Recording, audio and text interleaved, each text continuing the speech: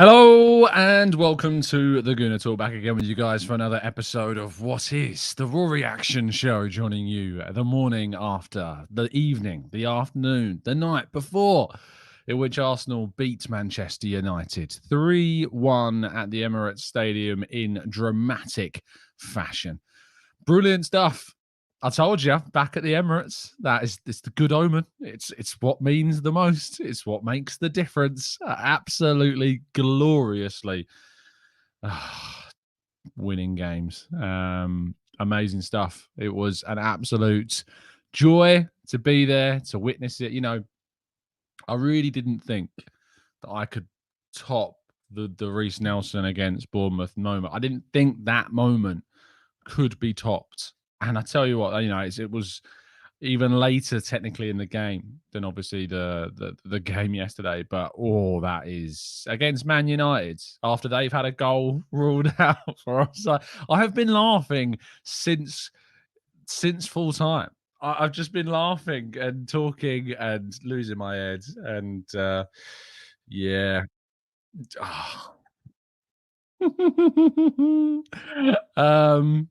Yeah, I haven't stopped dancing, to be honest. I've just been going around like this, just a little bit of a side to side constantly. I was like bowling back to St Pancras or Victoria Station yesterday.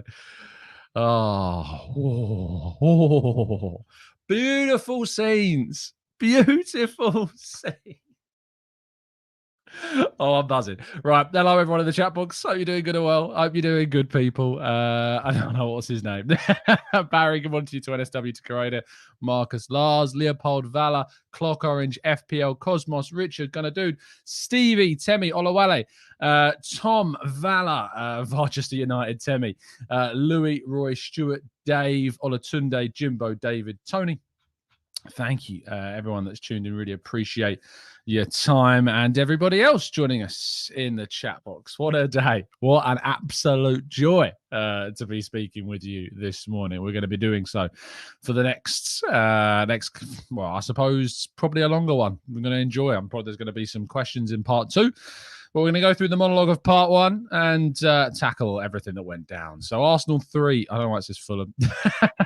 I mean, they might as well have been Fulham yesterday, Man United, because they were absolutely dreadful. Played exactly how I expected. It was like playing Burnley. Like, it was as if we were playing against like a relegation threatened side, not a Manchester United team, constantly trying to hit Arsenal on the break. We knew that was the way they were going to play. How do you play against a team that is only going to hit you on the break? It's really difficult. It's difficult to play that way. I tell you what, a side that want to win the title, you don't play like that. If you are supposed sneaky title challengers, as Adam McCullough might say, you don't play like that in big games. And that's the reason why Erik ten Hag's record against top six sides is deplorable away from home. Absolutely dreadful. He thinks this is some big master plan that's going to work. It doesn't work. You can't. You have to compete. You have to get as many opportunities as you can and try and dominate as much of the game you can to get a better chance at winning games. And Erik ten Hag, goodness me, does not know how to manage these games, does not know how to effectively pull it off. Very nearly did, to be fair, and I'll give him that. But a lot of things would have had to go their way, and ultimately Arsenal played it perfectly. And Gabriel will talk about that goal from Man United that wasn't a goal a little bit later on. Moving forwards, Martin Odegaard's quick response. We'll talk a little bit about their first goal in a second, but I do want to talk about Martin Odegaard quickly, who was, you know, just the way in which this guy moves a football is just like an artist. It's so delicate and elegant and thoughtful and clever and intelligent. Every single thing he does, I'd say 99%, you know, everyone's allowed 1% off. And sometimes there's a couple of 1% where he has an off pass or something like that. But 99% of the things Odegaard does are so thought through in the shortest space of time. You know, there are very few footballers that are as intelligent as Martin Odegaard is in what he does. And everything just goes through him. And, you know, when people talk about, you know, if we lost Bukayo Saka, and Bukayo Saka wasn't, you know, it wasn't, again, it was similar to the Fulham game, I thought, for Saka. It wasn't like a game where I thought, wow, you know, Bukayo Saka is here. He's the threat. But maybe it's Odegaard. Maybe Odegaard turned out is the most important player in this team. If we were to lose him, touch wood, That doesn't happen. Um, goodness me. Goodness me. What play from Martinelli and Nketiah and Zinchenko, by the way, in the build-up to that goal. Martinelli, I thought, all running all day. Fantastic from the little Brazilian. Really, really good. Another assist for Fabio Vieira, and I'm doing this in a really odd order, which is fine. But I have to talk about Fabio Vieira because once again, coming off the bench, getting an assist, really important. And there's got to be a big conversation about where his place is in this team and where it is in the starting lineup as well. That's really important to have that conversation because the man that he replaced, Kai Havertz, oh dear. Oh my goodness me. I so wanted him to have like such an important game. And he had an absolute nightmare. Like I hold my hands up. Like he had an absolute nightmare of a game yesterday. And I think it's this point where you've got to kind of build up his confidence from the bench now because he was a passenger. You know, in that first half, it was worse because the miss hit, the giving away the ball to Eriksen. I've never seen a player lack so much confidence in my life. I've never seen a player have so little confidence ever. And I think there are two reasons for that. Well, I think there are a few reasons for this. Firstly, is obviously the history from Chelsea, just kind of that kind of follow through from three really disappointing years with Chelsea, and we've taken a risk, and Arteta and the club have taken a big risk on this transfer, and it's still so early. You know, I had so many people turning around to me yesterday and saying like I'm done with it, and I'm like, guys, it's 5 games into a new season. You've got to give the guy a chance, and that is the second reason is this guy is getting no help, like no help. And I have sympathy for Arteta's words in the press conference where he was like saying, like, if you love Arsenal, you've got to support the guy. You know, but constantly I see messages saying he's this, he's that, he's dead, he's trash. You know, all these horrible terminologies publicly being thrown out into comment sections and Twitter feeds. It's like, why are you trying to kill him? Like, why are you trying to kill the guy? Look, it's all well and good having criticism. I have no argument against criticism. If you want to say that these performances haven't been good enough in the last 2 games, I have no issue with that because that's a fact. These games are not good enough for Kai Havertz. He needs to be better. But I tell you what's not going to help is killing the kid, like absolutely battering him online and tweeting him and going into his DMs, which I'm sure plenty of them have. You're an embarrassment, those people that really are, you know. But from Arteta's perspective, he's got to protect him. You've got to protect the guy. You've got to build the guy up from the bench. You've got to bring him off the bench. You give him the opportunity because the players, I could tell, you know, you have these words, and it's a shame that people can't act properly. But like it's a situation whereby now, you know, the players I felt like are starting to avoid even passing to him. Like there was a few times where Declan Rice had a clear pass open to Havertz and didn't take it because he didn't trust him. He didn't trust giving the ball to Havertz. He didn't think he was going to get the outcome that he wanted from a pass. Zinchenko as well. And, before the second half kicked off, Zinchenko is in real deep conversation with Havertz before the second half kicked off. And he needs to be on the bench for the next game.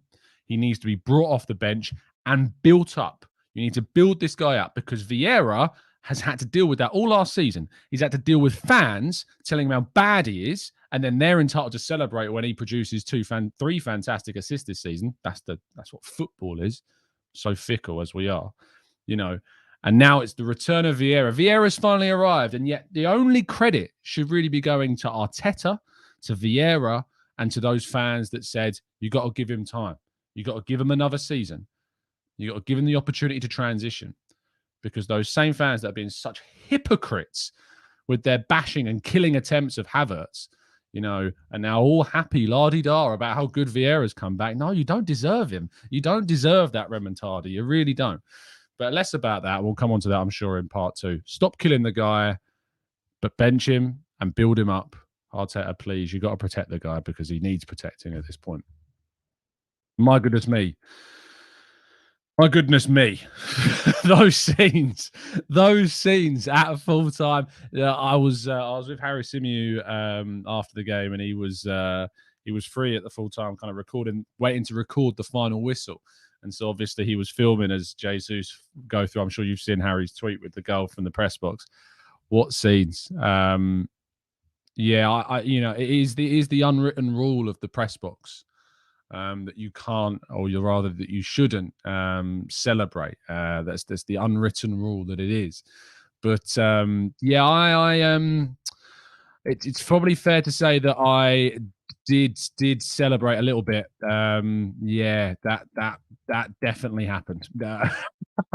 I definitely celebrated, and trying to do minute by minute and writing up a press conference blog at the same time, whilst that manic ridiculousness is going on. Like, it's impossible.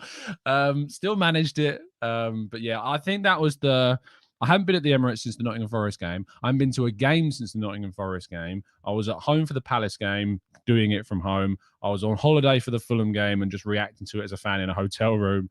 And then that was the first game I've been back. And I think that 2 games being away from the ground and being away from the press box really did give me a sense of kind of that fan experience being built up back inside me. And I am going to have to be a little bit more reserved. I think, if anyone had a camera on me throughout that game, it was not, it was very difficult to sit still. But it's emotion, and it is that I don't think you can expect people to be emotionless throughout that, and especially when you're covering your own club. And I think that creates a better article, a better piece, a better kind of coverage of the game. It was absolutely unbelievable scenes. As I said, the similarities to the Bournemouth game and how the Emirates erupted that night in that game against Bournemouth was amazing, and it was equally as brilliant, if not more, doing it against Manchester United. Mikel Arteta was able to celebrate rather wildly, and rightly so as well, because his substitutions were absolutely spot on in this game.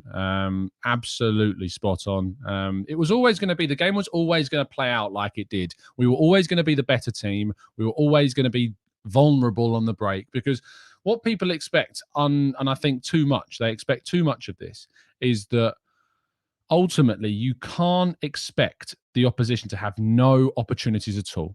When Man City play a team, they dominate games, but still the opposition get chances. I mean, you look at the Sheffield United game the other day, they scored, they should have had an equaliser late on as well. The opposition are always going to score. All I want from Arsenal is to dominate games, to get more opportunities, have more possession, and look like the team that is most likely to win the game. And if you speak to anybody bar lead judges, maybe, there was only one team that deserved to win that game, and it was Arsenal. Only one team deserved to win that fixture. Maybe lead judges and a lot of negative Nellies, perhaps, but they exist. I love him to bits, Lee, but my goodness me, I did see the stuff. To suggest that Man United were the better team is just so far wide of the mark, when Arsenal are creating, nearly double the amount of shooting opportunities. I think it was 17-10 in the end. And Arsenal have more possession. And the only reason why the possession stats actually favoured Man United in the first half is because we had them locked in their own box, in their own defensive third for so much of that first half. They were locked. They couldn't get out. There's some really good bits of passing. It was only when they produced some world-class bit of changes of play. That was the only opportunity that we saw Man United ultimately kind of dominate a little bit out from the back. And I think that ultimately Arsenal are just so good at dominating games now, whether it's this system. What I would say is that there wasn't too many differences from this performance to say the performance against Fulham or the performance against Nottingham Forest in terms of dominance. Obviously, there was a bit of difference in terms of the opposition we were facing, and because they were so good on the counter and so better than the teams we faced on the counter, they created better opportunities to score. That was the difference in the game from the previous ones. But even though the system went back to Ben White and Saliba and Gabriel and Zinchenko, I didn't notice all that much of a difference in regards to how we played out. Now, perhaps that's because we still had Rice, Havertz, and Odegaard in the midfield. Maybe that's one of the reasons why. But I didn't see a wild change. Like, people have been calling and crying out for us to go back to that back four because it will make a difference in how we attack. It didn't. It didn't make us any more secure on the counter. It didn't make, for me, us any more dominant in attack. It didn't change drastically how we played. And so all of those calls to suggest that everything will be fixed, everything will go back to normal if we put Ben White, Gabriel, and Zinchenko into the back four with Saliba. I think yesterday was kind of proving that that's not the case. Arsenal are playing a system that tries to dominate teams. They're trying to play a system which tries to dominate opportunities. And whether it's Partey at right back, or whether it's Ben White there, or whether it's whoever playing wherever, Arsenal are a certain philosophy. They play to a certain style. They are very fluid. They change their system throughout the game, as Arteta suggested with those 43 structures that he noticed against Fulham. At the end of the day, Arsenal dominate teams with this team, with this philosophy, with Arteta as manager. We dominate teams. We deserve to win the games we play for all of the ones we played this season. And that has to continue, because if you are deserving of winning all of your games that you play, the high opportunity to be likely is that you're going to win the majority of your games. That's where you need to position yourself. You need to position yourself that in every game you play, you deserve to win. And if you position yourself in that way, the outcome is most likely going to be, as I say, that you will win the majority of games. You won't win them all. And Fulham is a testament to that. No one can sit there and tell me that Fulham that Fulham deserved anything from that game against us. We absolutely deserved to beat Fulham comfortably, and we should have done. And if we'd have been more clinical in that game, we would have won that game by 4, 5, 6, 7, as Arteta said in his post-match press conference. And yesterday, we had opportunities as well. Saka, we're not talking about the Saka chance. Saka, again, one-on-one with Onana, put it anywhere else and he scores. If he scores that goal, we're winning that game, and we're probably going on to win comfortably again. We had to win late on, but we created that massive opportunity for Saka that no one's talking about because we won the game anyway. But if Saka puts that away, I think we win the game, and we don't need that dramatic late win anyway. Do you know what I mean? So really, really, really, really, really, really, really good. Starting 11-wise, I think he did get it right. Even though, the Havertz situation as well, I think that I had no issue with Havertz starting, but I think what it does is it's a lesson. It gives us that lesson. It gives us now the opportunity to move Havertz out, bring Fabio Vieira in for the Everton game, and give him an opportunity to play. I think that is what we need to do, and I hope that is what we do. And then we can kind of build Havertz up from the bench, build that confidence, get him off the bench coming on, and hopefully having a better game. Gabriel Magalhaes is a very, very clever defender. Now, he's often talked about for his physicality and his defensive ability and how good he is in the air and what he can do in the opposition box. And not enough is Gabriel actually talked about for his intelligence. Not actually is he talked about enough for his smartness. And if you know that you aren't blessed with pace and that you aren't blessed with, the ability to recover quickly, which he isn't, his biggest weakness is his speed on the turn. We know that. And that's why we have some quick players around him to help, like Tomiyasu and Zinchenko and Saliba. And for those thinking, did I just include Tomiyasu in a fast team? Yes, I did. And if you need any evidence of how quick Tomiyasu is, I suggest you watch back a little clip from the Crystal Palace game where he overtakes nearly everybody in recovering back with a returning run. That's why you play quick players around him. But when Garnacho is played through, he recognizes that he's never catching him. Never in a million years is he catching him. And the decision to stand and place your body as back as possible, replicating some of my dance moves maybe in the post-match, was so clever. I can't tell you how quick of thought you have to be to do that, to make that choice in that split second, because the whole move from Man United is a great, fantastic, and Højlund, by the way, very impressed with him. I think he's going to be a good striker for Man United. I'm sad that that's the case, but I think Højlund is going to be a good striker for Man United. And it was a really fantastic move by Man United, but Gabriel recognizing that that's happening is just so clever. So clever. Brilliant stuff from Gabriel there. And really, really, really good. Yuri and Timber, just a quick thing before we go to part 2. I spoke to Yuri and Timber briefly and Mohamed Elneny after the game as well. When in the mix zone, you get an opportunity to speak to the players. They walk past you. Timber did, grabbed him, not physically grabbed him, but just asked him how he's feeling, and he's saying he's feeling good. And that, it was good to see him. Still on crutches, of course. I reported yesterday at Football.lo on Friday that he's had successful surgery 2 weeks ago. Hopefully we should have him back in the new year, well into the new year, mind. But he's in the recovery phase now, and it was great to see, just that he's feeling good about things. I also grabbed Timber and Elneny and asked him when he might be back, and he said he's going to be back soon. There is an understanding, I believe, that we've been reporting at FL that it should be this month. So Elneny will be back this month. So that's hopefully a positive, and we can see him in the squad, especially because Thomas Partey, of course, suffered this injury, and we don't know the full extent of this problem yet. And we'll be finding out probably after the international break how fit he is. So yes, let's wait and see. Right, let's go into the chat box right after this for part 2 and your questions.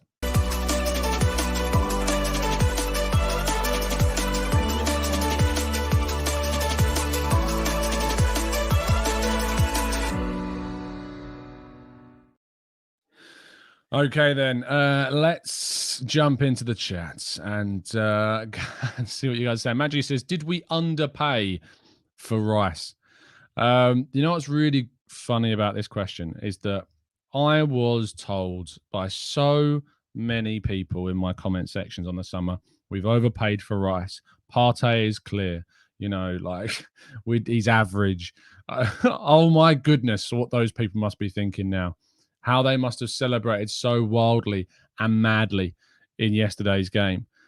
There's a reason why we bought Declan Rice. And it's because his reliability in games, his attendance in games, his impact on games is clear of Partey, sadly. And Partey has been missing. I think the statistic is 64% he's been available for games. 64% of games Partey has been available. That's not good enough. And it's not his fault. It's not his fault he's getting injured. It's not something he controls. But it's not good enough from a secondary perspective, not pointing the finger at him, but it's not good enough. And we need to make sure that we've got players as good, if not better, than Declan Rice, than Partey, that can play and consistently play. Not only that, but yeah, as Matthew points out, apparently Caicedo was better, and we should have gone and got Caicedo instead of Rice. If you can look at the starts to their times with their new clubs, it's night and day. It's night and day. So yeah, absolutely without a doubt, one of the best signings that we've ever made, and it's only been 5 games. So yeah. Basher says, hey Tom, any thoughts on Saka's form in the 4 games? Significant drop in my opinion. Also, I believe that Vieira sub was 30 minutes late, and the Jesus sub was at least 50 minutes late. It's a lot of criticisms, Basher. Saka's form has dipped a little bit. Last 2 games haven't been as good. Obviously, started the season much better. That's fine. We've got a lot of time to go. Nothing definitive you're going to see in 5 games, to be honest. But I'm very happy with ultimately what we are seeing from the team as a whole. And I think Saka will go through peaks and troughs still. So, yeah, look, I'm sure he'll be fine and back for the game against Everton and performing to the absolute utmost once again. Vieira being late, he could have been brought on sooner. Sure, could have been brought on sooner. But when ultimately he has a winning contribution in the game, I'm not going to complain too much about that. Jesus, it's difficult. What I would say about substitutions, right? And substitutions in a game against Man United where you are up against a side that are really good on the counter. You know that you are going to be... You know that you're going to be in dominance of the possession, and you know you're always going to be vulnerable on the break, and you know that the scoreline is going to change, probably. Most likely the scoreline was going to change one of either way. And you need to give yourself time, and you need to give yourself options. And that's why we saw Jorginho come on after we scored. Immediately after we scored that goal, Odegaard off, Jorginho on, control, slicker passing, all of that type of tactical work, it was really important. And that's why I said before, I didn't want Jorginho to start this game. I wanted Vieira or Havertz, and I said Havertz the other day. Havertz is a priority to start this game over Jorginho, because I think when you've got Jorginho coming off the bench, it gives you someone coming off the bench that gives you control. It gives you someone coming off the bench who's going to give you that ability to get hold of the ball with full fitness. That is what is most important in those moments. So, yeah. David says, is it time for Raya? I didn't look at that performance from Ramsdale and thought, well, we need to bring in David Raya. So no, I didn't think that we needed to bring him. We've got nothing really to go off at the moment from an Arsenal perspective of Raya. We're going to see him in the Champions League. We're going to see him in the Carabao Cup, I'm sure. So let's wait and see what Raya produces in those games. But I didn't watch that game yesterday and go, wow, we should be changing Ramsdale. So no, for the goal for Rashford, it's a great shot. It takes a little, he gets a little finger to it, but no, I think Ben White was actually quite poor in the Rashford thing. I think Ben White didn't have his best game. It's difficult because Ben White's become a right back that is really good at linking up with Saka and overlapping and all of that. But at the end of the day, when you're up against a team with Rashford running down that left flank, you need to be a little bit more conservative. And he wasn't able to have his best game because I think Rashford was really, really good. And ultimately, when the opposition player is really, really good, that often leads to the player that you're going up against not looking like he's having the best game. Alan says, Tom, I'm usually positive about all our players, but honestly, Havertz scares me. With Partey out, I'm going with Jorginho. Well, I've just kind of tackled Avenue. I do think it's important to have Jorginho coming off the bench for a bit of control at times. I think some games, like if we were away at Man City or away at Anfield, there I might be tempted to go more so with Jorginho. Yeah, I think there are certain games. But when you're at home and you're going to dominate the ball, I think Vieira is probably the better choice now if we're going to start somebody instead of Havertz. So that's probably the better choice. Callum says, has Ten Hag stopped crying yet? He embarrasses me. Like some of his terminology in games, the way in which he approaches things. Like after the Wolves game, when Onana took out, who was it? Onana took out. You guys will know in the chat box, I'm sure. But the Wolves defender, I think it was a defender. Onana clears him out in the box. Like, it's a blatant penalty. So much so that PGMOL apologized to Wolves after the game because Onana, it should have been a penalty. And Erik Ten Hag came out after the game and said it wasn't a penalty. And he comes out after this game and says the angle of the camera is wrong. I mean, it's just ridiculous. And what I really appreciate, from Erling Haaland is Erling Haaland comes out after the game against Fulham and speaks honestly. And I know it's easier to do it when they've won. But Haaland come out after that game against Fulham and said how, he would have been very, very upset had Man City been, conceded a goal like Fulham did with Akanji standing in an offside position. And if we start having more honesty from the players and managers in those situations with those decisions, instead of just, my goodness, like just outright lying and deceiving, as Ten Hag did after the game yesterday. It's just embarrassing. And if I'm a United fan, I'm embarrassed by that. I've seen so many United fans try and claim that the Højlund-Gabriel incident should be a penalty. It's not. I thought VAR had a really good day yesterday. I don't say Anthony Taylor had a good day, but VAR had a good day. The referee didn't have a good day, but VAR certainly did have a good day because Havertz wasn't a penalty. I would be absolutely gutted if Arsenal were given a penalty for that. Yeah, if like against us. So if another team did what Havertz did in that moment, I would be absolutely distraught if Arsenal had conceded a penalty in that fashion. So I had no issue with. Obviously, I'd love for the penalty to have been given for obvious reasons because I'm biased. But taking my Arsenal hat off, I would have been gutted if that was against Arsenal. The Havertz one, it's not a penalty, and it was right to be overturned. The Gabriel on Højlund overhits the ball, so it's going out of his possession to Ben White, and it's just physical. It's just two players side by side being physical in the box. I mean, what's Gabriel meant to do? Just stand off him, just not make contact. Like, it's not like he's tripped him over. It's not like he's pushed him to the floor. It's just two players being physical in a moment where they're both in movement.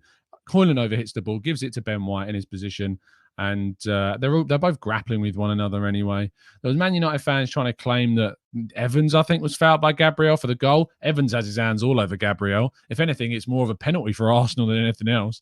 It's certainly nothing to justify a penalty or for that Rice goal to be ruled out. And the offside, like the amount of times I've seen embarrassing takes. What I like doing sometimes is watching back some watch-alongs and things like that. Oh my goodness, watching Rory Jennings on the club yesterday was so painful because to sit there and say that shouldn't be offside, that's not offside. The lines are drawn.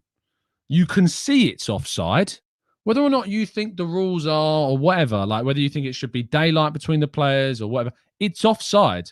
And the only reason that that is offside is because what Gabriel does in that moment to stand off, to arc his body so that he is playing the player offside is a brilliant piece of defending that should be congratulated. It's not like where two players are running and like a toenail is like just ahead of the other and two players are running. It's a piece of defending by Gabriel to play him offside. And I've got commentators and pundits all over the place and not Man United fans galore. Fair play to Adam McCullough, and I thought I'd never really say those words.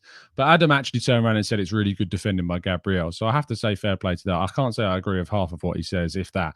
But, fair play, you got to give credit where it's due when there is some fair analysis. And, I love watching back some watch-alongs sometimes because I do think they are quite funny. But it's just the embarrassment that some people will put themselves through to just say silly things. So yeah. Anyway, less said about other people and their silliness, the better. Right. Clive says, well done, Tom, calling out Lee Justin. I'm not calling Lee out. I'm just saying I don't get how you can watch that game and say that Man United were the better team. They played on the counter. If Arsenal had gone to Man United, right, and come out of that game, I can't see anybody, Lee included, turning around and saying Arsenal were the better team. If we'd have played that performance at Old Trafford and lost, I cannot see people coming out and saying that we deserve to win that. Do you know what I mean? I cannot see people doing that. So why we would suggest that Man United were better? They came with a game plan. They came to play on the counter, and they did, I just can't get my head around how people aren't seeing the fact that we deserve to beat Forest and did. We deserve to beat Palace and did. We deserve to beat Fulham, couldn't do it because of a silly late goal and two crazy mistakes. And we deserve to beat Man United and did. We deserve to beat every single team we have played this season. We have arguably deserved to beat Man City in the Community Shield. Yes, it was another late goal, but we were competitive in that game. We created big chances in that game, and we defended well in that game. And I believe genuinely that it was very tight between that two teams in that Community Shield. It's a competitive game. It wasn't a friendly, because it wasn't played like a friendly at all. Every game this season, there is a really strong argument we deserve to win every single one. And that's coming from the system that we're using, whether it's Partey at right back, which is causing a little bit of debate, or whether it's playing Ben White at right back in the last game and not necessarily seeing too much difference in the way that we're performing or the way that we're dominating. This team have a philosophy. No matter who is playing it, what formation, and to be honest, I agree with Arteta, it's not just one formation. We are all over. There are loads of different structures. It's very, very fluid. And at the end of the day, we have deserved to win every single game we have played this season. And that is the sign of a team on the up. That is a sign of a team that is a coiled spring, in my view, ready to explode. It was nice to win a game by more than one goal, which we haven't done so far this season. And I think that third goal from Jesus was really important. And that is going to do us the world of good for confidence. Now we go to Everton, a place that we have not won at for a stupid amount of time. Silly amount of time we've not won at Everton. It's been so long since we've won there, and I'm sick and tired of going up to Goodison Park and coming away with nothing or a point. I want to go to Everton, not next weekend because we've got the international break now, but another reason why it was really important to win. But I want to go up to Liverpool next week, up to Merseyside, and watch Arsenal dominate the game, deserve to win again, and pick up all 3 points for the first time in a ridiculous amount of time. And then we've got Spurs at home in the North London derby, a team that are playing some really good football, that have got a coach that I said at the start of the season is a good coach and is an unknown factor and has got them playing football, has got them playing like a team. But I do think they're punching above their weight still. I do think they're performing over what they're expected. And they need putting in their place, do Spurs. So hopefully Arsenal will be able to do that at the Emirates in 3 weeks' time. And we've got the Champions League, remember. We've got the Champions League as well. The Champions League coming back gives us a chance to rotate players, gives us a chance to give Kai Havertz, Smith Rowe, Reece Nelson some opportunities to play. I know it's not the easiest of games that we've got in the group stage still. They're good teams, PSV and Sevilla, but, Let's see what happens. Revsan says, Tom, do you think Havertz is physically stronger than Vieira, and that's the reason why Arteta prefers him? I do believe that Havertz defensively is much better than players like Smith and Vieira. Yeah, absolutely. He is better defensively than those guys. The problem is that you can't play a player instead of Xhaka that's only going to be better than the players that we've got here because they're better off the ball, because the majority of the time, Arsenal have the ball. We have more of the ball. And because we have more of the ball, and for that reason, sadly, players that are better off the ball aren't always going to get the credit they deserve. But Havertz, I think you bench him now, you build up his confidence by bringing him off the bench and getting him to produce some good heroics or come off the bench and be really important for us later in games. And then you can start starting him again when he earns that right to start again. But you need to build up the guy's confidence because, my goodness, it is shot to hell. His confidence is gone. And I think a lot of Arsenal fans, unfortunately, do have to take some responsibility. Not the priority. It's down to him as a player to perform better always. But my goodness, people have tried to kill that guy before he's even got going. I've really tried to kill that guy before he's got going. And it's not acceptable. It's not okay. You can criticise. I have no issue with criticising, but it's the killing of the player that I just cannot stand. It's pathetic. Alan says, Tom, why do you think Trossard is not playing? He was so sharp in pre-season. He can play. He started against Fulham, Alan. We started him in that game and he wasn't good. He really wasn't good. His touch was off, which is never usually right.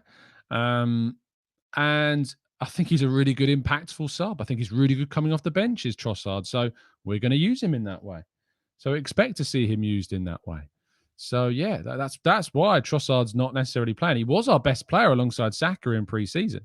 And Saka's not had the best time this season either. He's not been as good as he was in pre-season. So that's why Trossard's not playing. And then another reason is because Martinelli's been really good. I think Martinelli's been better than Saka this season. I think Martinelli's energetic, he's dynamic, he produces.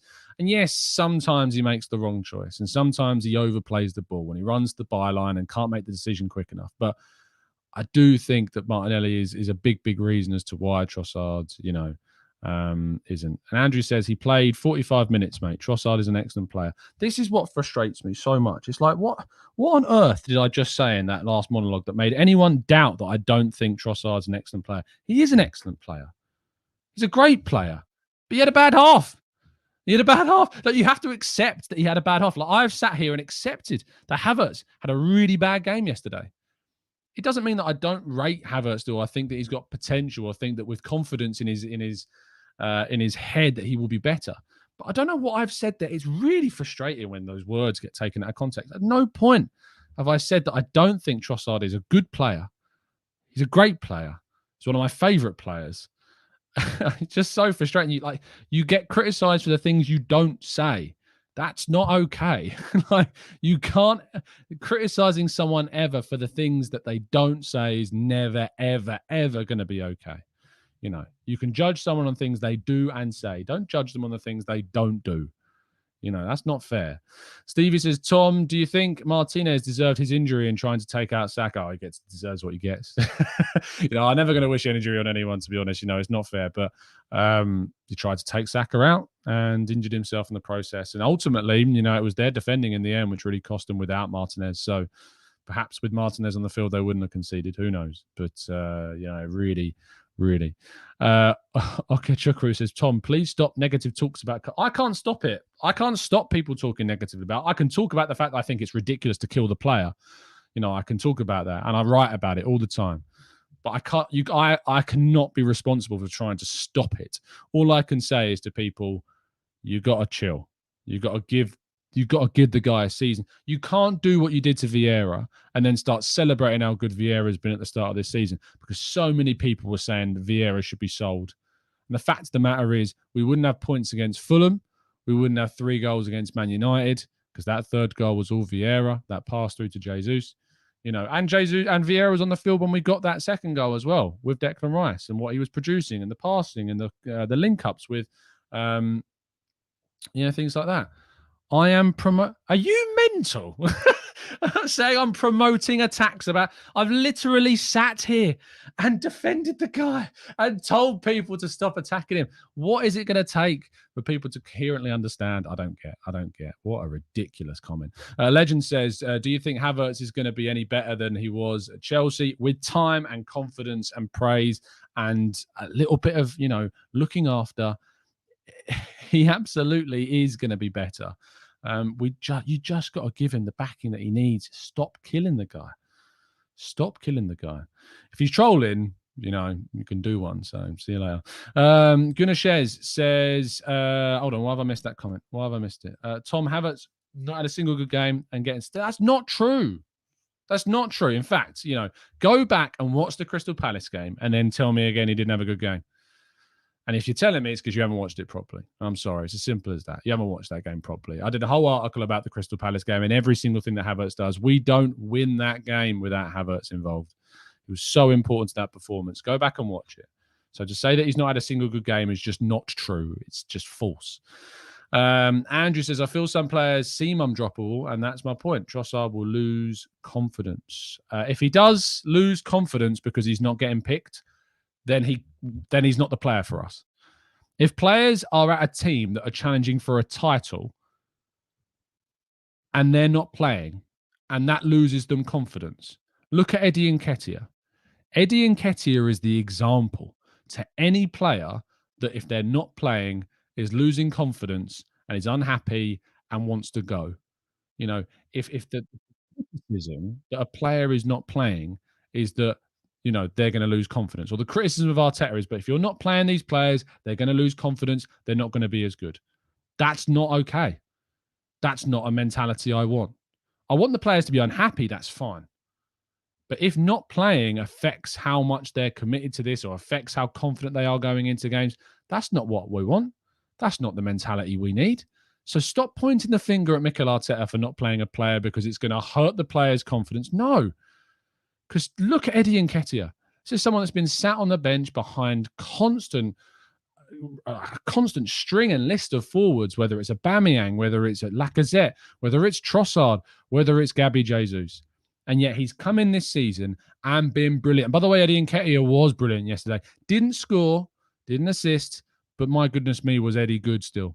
Really, really good. Really the right decision to start Eddie Nketiah it was. So stop trying to kill decision making because it doesn't make any sense. It doesn't make sense. If you like Trossard, that's fine. I love Trossard.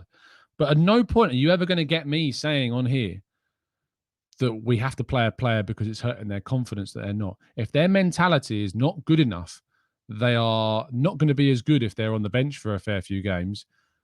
That's not what a title challenging team needs.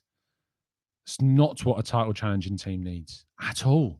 A title challenging team needs players that know that if they're going to be on the bench for a few weeks or a couple of months, that when they come off the bench and they get their chance, they take it. That's what a team that's challenging for a title needs, because there's going to be plenty of players in a team that doesn't get enough opportunities that when they come off the bench need to take it. And that goes for Smith Rowe, that goes for Trossard, that goes for Vieira. And yes, I'd like to see some players given more opportunity. That's a different conversation. I'd like to see Smith Rowe given more opportunities off the bench. But at no point am I going to sit here and say, you're going to destroy the players' confidence. They're not going to want to pay for us anymore. Because if that's their mentality, then that's not what we need in a title challenging team. It's as simple as that. So yeah, that's the way that we are. That's the way that things are. I find myself really emotional this season about this because I cannot stress enough that it needs to change. It needs to change. Kasim says, you literally said that we need to give Havertz confidence, but when it comes to other players, you sing a different tune. Again, are we not listening? I'm going to go into teacher mode. Are we not listening? We need to give Havertz confidence by A, not killing the kid, not by battering the kid, not by tweeting his relations, not by tweeting his family, not by tweeting him or sending him DMs and being frankly ridiculous and stupid online. And Arteta needs to give him confidence by protecting him, by taking him out of the team. That's the complete opposite to what I've said about Trossard and this whole debate about the fact that we can't expect players that we have to expect players to come on, whether they've not been playing for a week or two or a month or two, and deliver, because that's what players have to do if they're at the top level. Yes, I would like to see people given more chances. That's a different conversation, and I think that maybe we could bring Smith Rowe on against Fulham in that game, earlier or whatever. But not bringing him on and the criticism that Arteta is going to be taking away their confidence, it's a moot point. But you've got to start listening to what I'm saying in regards to this stuff, because trying to catch me out, trying to say that I'm contradicting myself when you're not even listening to what I'm saying, it just embarrasses you by not listening and then putting comments that don't make any sense in relation to the things I'm saying. Iffy says, we are listening, Tom, but you are somehow contradict. Please tell me how, Iffy. Tell me how I've contradicted myself in any way. If I need to lay this out plainly, I'll lay it out plainly. Not a problem. By not playing Trossard, you are not in a position whereby you are taking away his confidence. And if you are, then that is not the type of mentality that we need. And at the same time, we need to bench Havertz to protect the player, to allow him to come off the bench in games, to be able to build up that confidence gradually. Coming off the bench does and can build up confidence. And by not playing a player, if that player is affected by that, that's not the mentality that a title challenging team needs. I really hope that's out, because that is not a contradiction in any way, shape, or form. So maybe we need to look up the definition. Let's go to Marcus says, when the two defenders press Rashford over to the middle before he takes his shot, it could only go to the far corner. Ramsdale had to know this. Great shot. Ramsdale could have done better. I think personally it's more the defenders than it is Ramsdale in that moment, Marcus. I don't think Saliba and White cover themselves in too much glory. White needs to be tighter. Saliba needs to be further over. He's basically in the shadow of White in that moment. So he's not going to be able to add to the gap. Yes, you could argue that Rashford could only go one way, but how many times have we seen players and defenders nutmegged with low-driven shots in the other direction? Tons. You see defenders nutmegged all the time with shots. So it's not true that he can only go one way, because he could decide to try and shoot the ball through the player's legs, low driven into the other corner, and wrong foot the goalkeeper. It doesn't. It's a brilliant strike by Rashford. It's only going in one place once he hits it. For me, it's more the defenders than the goalkeeper in that position. Culture Mark says, Tom, we were lucky to win. When Evans and Maguire came on, I was shaking in my boots, tongue firmly in cheek. Lol. Moan United have serious issues and are being found out. We were the better team. Great show. Thanks, Mark. Really appreciate that.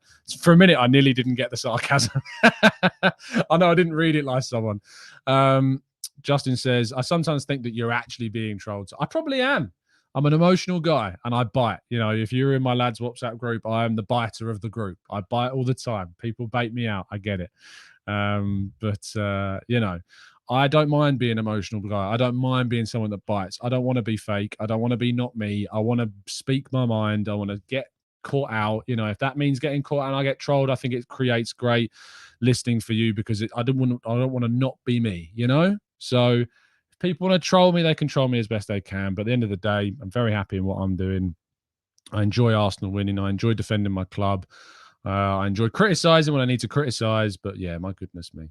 So there you go. If he says, I'm here, I just don't want to debate. We won the game, and that's what matters. And you know what's a really issue with me is that to come into a chat box and call me a hypocrite and say I'm contradicting myself, and then to turn around and say I don't want to debate, I don't think that's okay personally. If you've got the front to come into a chat box and say I'm contradicting myself and then won't say why, I don't have any respect for that.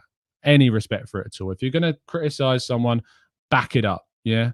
So if anyone has an issue with anything I've said in the show, that's fine. Everyone's entitled to their opinion, but back it up. It's the whole thing about the Balogun sale thing that I've been talking about for weeks. If you don't think that we've done well enough in that sale, back it up with a solution. How should have Arsenal got more money for Balogun? And no one's ever come to me with that.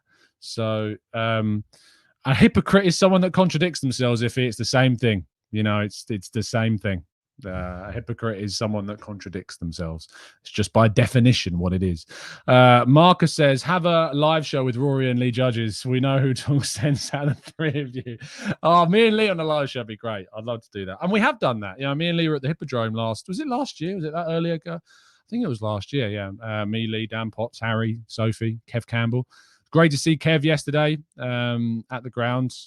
He literally grabbed me as I walked into the stadium. It was great to see, and always a pleasure to have a chat with him. He was thinking that Jorginho might start, and we were having this debate about how we should play that out. And it was great to see the way in which we went, and then had Jorginho come off the bench and then add control. That's it. Andrew says, Tom, call it, bro. We love you, dude. Thanks, mate. Football's an emotional game. It's an emotional sport, and it's the way things go. It's the way that things are, and I really hope that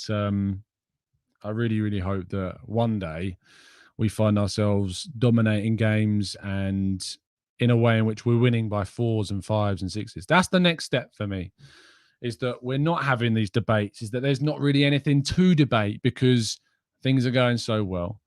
I'm really happy where we are. I'm really happy with where things are going. I'm really excited for the future. And I look forward to enjoying things. I was at a great venue yesterday, which I hope may turn into a live event venue for us next year. I want to do another live event this season because we enjoyed the last one so much. And I want to make it better. I want to make it potentially more intimate. Don't say that word the wrong way. I know Peeny Ween certainly will. But yeah, I think that we can take things to the next level. So yeah, I look forward to seeing it. I look forward to seeing a lot of you more. And it was great to meet so many listeners to the channel yesterday. Morgie, who obviously did the caricature, shouted across the press box. Please don't shout across the press box at me, guys. Everyone turns around and looks at me. It's everyone's like, who's Tom? So who's this guy screaming? Morgie, literally from one side of the press box, and I was on the other side, goes, Tom! It's absolutely ridiculous. I don't like that, I love Morgie to pieces, but my goodness me. I was like, who is screaming? Someone is screaming, and it was Morgie. So yeah, please don't shout across the press box. But yeah, it's great. It was great to see so many people. And so many kind words about the channel. I'm glad that you enjoy the content. I'm glad you enjoy the effort that goes into this show. It means the absolute world to me that you watch, and that we get so many kind comments about it. It really does. So thank you for listening, and I really do appreciate your listening, your opinions, your comments that are 99% of the time respectful. So yes, later on today, midday UK time, please look out on my Twitter account for a chat with one of the players after the game. It's embargoed, so I can't talk about it, but midday, look out. I had a chat with one of the players after the game. It was a really good conversation, and that'll be going out on football.london, so make sure you give that article a read when it's giving it to you.